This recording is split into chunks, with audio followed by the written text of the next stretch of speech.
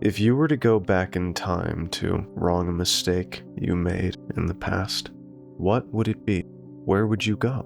What would you do to change it? Will you make the same mistake twice? Honestly, I wish I could do that after I made this big mistake. No, I didn't murder anyone, nor did I commit a felony or cause a relationship to be destroyed. It might sound petty and not very important, but it has to do with something that relates to media. Let me explain. I'm a Christian. I've been one since I was a teen. The reason I became one in the first place was because of my aunt and uncle, who are hardcore messianics. I take it seriously, but I'm not as crazy about it as my aunt and uncle are. Sometimes they think even the smallest thing that has to do with the devil could corrupt me and cause a demon to enter our very pure house. But I think it's kind of ridiculous. I mean, I don't think the devil would be that upfront about his schemes. But that's not really the point, because what this story is about has to do with something Christian related, particularly a piece of media. VeggieTales. Now, I know. Why is a grown man talking about a show where vegetables tell lessons about the Bible, you may ask? One word: nostalgia. VeggieTales was a show I would watch, no pun intended, religiously, ever since I was very young. As a young boy, I not only watched this silly show constantly, but I had a decent amount of merchandise as well. Nothing major, just a decent collection of DVDs and even a handful of VHS tapes. Yes, I still own a VCR. But as I got older, I've grown out of the show, like growing out of snuggling with a teddy bear. I thought it was too much of a kiddie thing to do. And let me get this out of the way. The show itself has decreased in quality from where I left off. Seriously, what is with that piece of shit in the house show? And that's where the story begins. So you want to know what I regret, right? Well, it all started when I went into the attic to do some cleaning, and in a box I found the unthinkable. My old VeggieTales DVDs and VHS tapes. All of a sudden, the memories kept flooding back. The sudden influx of nostalgia made me take the box downstairs and put it in my room. I looked through the collection pretty closely, and I realized that I didn't have as much DVDs as I thought I did when I was younger. Maybe my aunt and uncle took the rest of them? Who knows? However, the one I immediately noticed was missing was the very first episode. Where's God when I'm scared? I thought to myself, if I'm gonna relive some childhood memories, I might want to start with the first ever episode.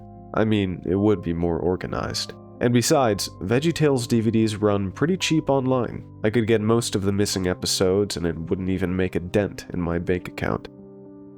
After getting that thought, I went to eBay to start purchasing the episodes I was missing. eBay always has some good deals. I typed the name of it in the search bar and searched it up, and one of the first results was a new listing of the original 1993 VHS release of the episode. What a find! Not only is that a very limited release, only 500 copies of this version were ever made, but it's also got 0 bids. It is only worth a measly $5. That's definitely an immediate buy for me. With no hesitation and no second thoughts, I made a bid for $10. And as I did, coincidentally, the bidding ended, and I was the winner. Man, it couldn't get any better than this. However, my common sense then kicked in, and I decided to message the seller to make sure that I was getting what I paid for. I was able to find the messages easily and copy and paste them so you could read them. For personal reasons, I won't be giving out the seller's name. Me. Hey. Seller. Hello. So, where did you find this tape? Got it at a flea market for $1. It didn't take a lot to get. I see. So, are you sure this is the actual VHS tape? Because I know that there are a handful of eBay sellers that scam their buyers. Oh, no, it's the actual tape. Well, the picture seems legit. Could I see some more? Sorry, I already sent it out. However, I have to tell you something. Sure, what is it? The tape itself has a little bit of wear and tear. It's been watched so many times that it could skip a bit and has a lot of grain. Well, that's what the worker at the flea market told me. Have you watched the tape any? A long time ago. I barely remember what was on the tape, to be honest. I see. When will this arrive? Give it 3 days, give or take. Alright, thanks. I have one more question. Alright, shoot. What flea market did you get this at? It was a local one that closed down about a decade ago. They were known for selling various VHS tapes and DVDs for dirt cheap prices. I got this for my children, but they only watched it once and gave it back to me, telling me to keep it. Why is that? Once again, I don't remember. Wait a minute. Don't flea markets only sell bootlegs? After I said that, the seller didn't answer my question. Odd. Well, what a way to put my expectations low. It's a 99% chance that I got a piece of shit bootleg instead of the original release. Keeping my expectations low, 3 days have passed since I ordered the video. The day it happened, I went to the mailbox to check for the tape. The mailman did come by earlier that day, even though it was a Sunday.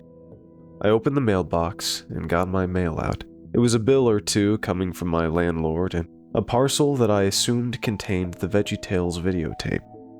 Following that, I went back inside the house and took the mail to my upstairs bedroom, opening the mail up, and to no surprise, the tape was in the parcel. I looked at the tape closely. It came in the original box, so I was glad the pictures were accurate. But I did notice some differences. The box itself was damaged. It wasn't completely ripped apart, but it looked like the box wasn't well taken care of. The corners of the box were dented, and the overall print of the artwork was kind of fuzzy and blurry, like it was printed out on Google Images with the lowest resolution.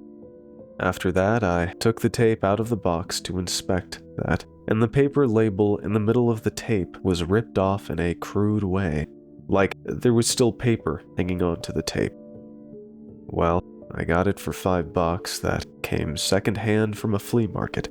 I really shouldn't expect a quality product, but as long as the tape itself played what I wanted, I could just throw these complaints about the quality of the tape aside and enjoy myself. After taking care of my bills, I put the tape into my VCR and pushed play on the remote. Now, let's get into this episode proper. The episode itself was able to stick in my mind due to its disturbing nature, and I'm able to point out some details on what took place. The tape had a huge amount of grain, like the film was heavily beaten up, and the sound itself was so muffled that I had to turn up my television to a higher volume to even understand it. Turns out, the seller was telling the truth. The tape at first started how I remembered it.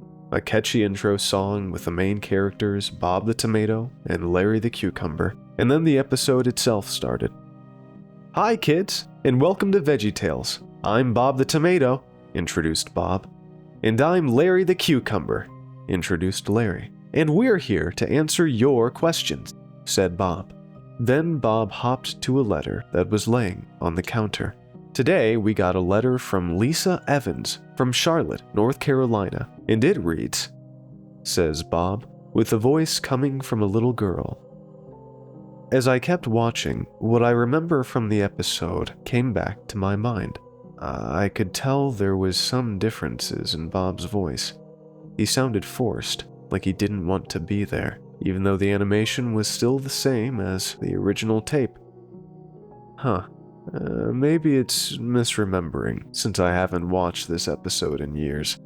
The girl that narrated the letter also sounded off. She sounded legitimately scared and on the brink of crying. "Dear Bob and Larry, My mommy said I shouldn't be scared, but there's too many scary things in this world. Could you help me? I don't want to be scared anymore," said this little girl.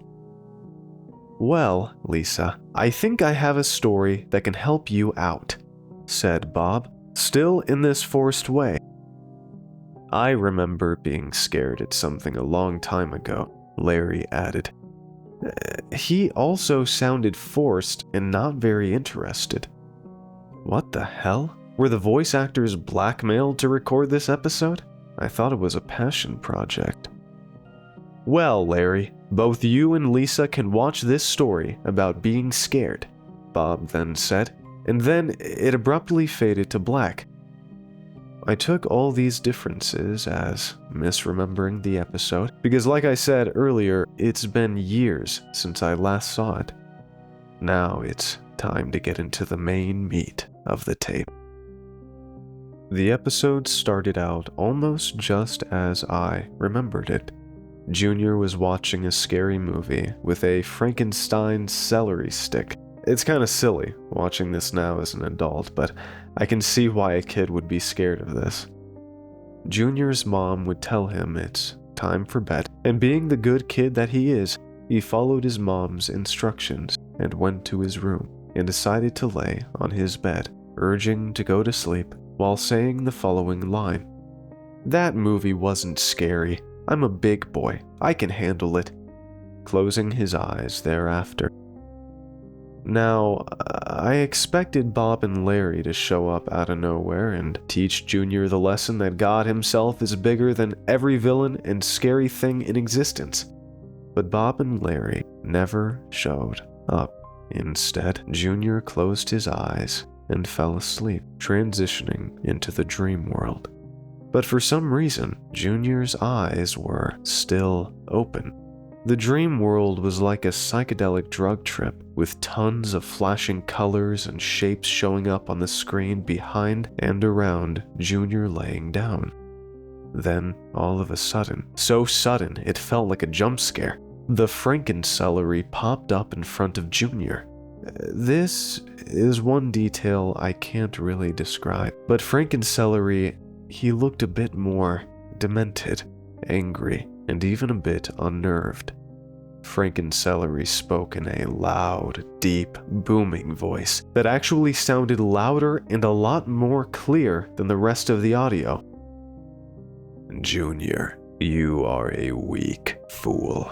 You consider yourself a big boy. You talk to yourself, keeping your mind in a facade, constantly reminding everyone around you that you are brave, but it's not the truth. The truth is, you are weak, worthless, spineless. You are no one."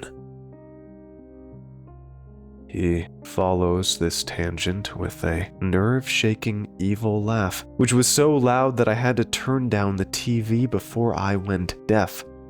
After that, Frankencelery disappeared, and the camera cut to Junior looking up at the ceiling, followed by closing his eyes. All of a sudden, the screen faded to black again, with white text in a Time New Roman font that said, 2 days later. It cut to a hospital room made in the simplistic early VeggieTales style. Junior was laying on the hospital bed, looking like he hasn't slept in a long time. His eyes were pink and slightly bloodshot. He did not have his hat on, and he was connected to both a heart monitor and a mask giving him oxygen. Bob, Larry, and Junior's parents were all watching over him, looking very sad, with his mom being the most upset. She was crying, but unlike the rest of the voice acting, this crying wasn't fake. It sounded like a person actually breaking down into tears. A doctor then entered the room. He looked like Archibald Asparagus without the monocle, but he had a doctor's outfit on. Bob said, also very upset, "Well, doctor, how is he?" Junior was originally suffering from sleep paralysis, but it soon turned into a coma for some unknown reason. He's also having breathing problems and can barely talk. This is due to an overwhelming amount of fear that he had during his sleep paralysis. I suggest you try not to interact with him in any way," said the doctor. Will he ever wake up?" said Dad Asparagus. "I don't know," the doctor answered. "The rest of the doctors are trying their hardest to get him to wake up." As he said that, Junior started convulsing, rapidly shaking on the bed, and the heart monitor kept on beeping quickly, causing everyone to scream in terror. "Oh dear, we need to take evasive action," screamed the doctor. But before he could do anything else or take any more precautions, the heart monitor flatlined. Junior stopped shaking, and the whole room went quiet, aside from the haunting sound of the flat line. The doctor abruptly broke the silence. "I'm sorry. We lost him. Too much terror was built up inside him, and it caused his heart to beat abnormally, and he could not handle it in the state he was in." The parents of Junior then started crying, with Bob and Larry looking very somber. I couldn't believe my eyes. Junior died? There's no fucking way that this could have been animated by Big Idea. It has to be a sick joke. Then, while I was ranting, the tape then stopped. I hesitantly took the tape out of the VCR, but as I did, the tape's film got stuck and stretched out, destroying the tape and causing permanent damage to my VCR. Great. A bootleg tape that not only made me question my childhood, but also damaged my VCR. With force, I ripped the tape out and chucked it into my trash can. Now, with these bullshit stories, you would expect me to be scared or disturbed. But no, I was pissed off. I got sold a bootleg that was nothing like the episode I wanted to watch. I have the right to be pissed off. I went to my computer and contacted the seller. This time, he actually responded to my message. Just like earlier, here are the messages. Okay, what the fuck did you sell me? The tape you wanted? That's not the tape I wanted. This is a shitty bootleg that was nothing like the real one. Calm down. Describe to me what was in the episode. Well, the tape was in very low quality, the episode was completely different, and the tape broke while it was playing. Oh jeez, that never happened to me. I thought you said you watched it. I did, but I didn't remember the things you said. Let me ask this question again. Don't flea markets sell bootlegs? Yes, they do, but I thought this was a legitimate tape. You should have been more careful. I'm very sorry. Do you want a refund? I would, but the tape broke. I can still give you a refund, even if the tape is broken. Thank you. I'll send it back to you ASAP, but before I do, what was the flea market called? It was called Cheap Market, though I doubt you'll be able to find info on them, due to them closing down a decade ago. I'll find a way. After about 45 minutes worth of failed research, I then found an official statement from Big Idea's website. I clicked on the site, and the thing that showed up really caught my eye. The statement said, "Dear fans of VeggieTales, it has come to our attention that there are some illegal, fake VHS tapes made of our older VeggieTales episodes that have been going around in places like flea markets and lesser-known selling websites, with the results being stuff that is sad, depressing, and also very scary and disturbing. We at Big Idea would never make something as messed up as what is seen on those bootleg tapes. We are taking legal action to get these videos banned and destroyed before it affects unsuspected children. We hope you understand, and if you ever feel scared, pray to God and you will feel better. With love, Big Idea. It still doesn't make sense to me.